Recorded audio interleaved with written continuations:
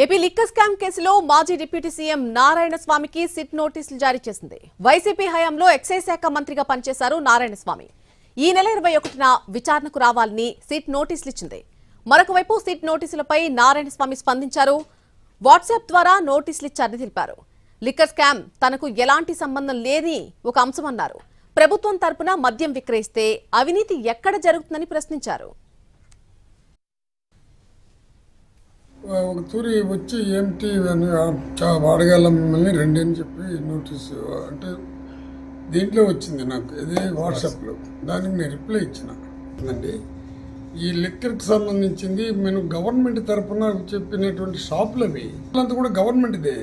కొత్తగా మనం డిస్టిలరీ తీసుకుంటారా? ఇప్పుడు ప్రైవేట్గా కానీ ఇచ్చుంటే ప్రైవేట్లో మనకి ఏదైనా కుంభకోణాలు జరిగింది, లేదా డిస్టిలరీ కొత్తగా ఏదైనా ఇచ్చుంటే దాంట్లో కుంభకోణం జరిగిందంటే దానికి ఒక అర్థపత్తి ఉండదు కండి. అసలు ఈ సారా వ్యాపారాలు చేసింది ఏ ప్రభుత్వంలో ఎవరు సారా వ్యాపారాలు చేసింది అందరికీ తెలుసు కదా.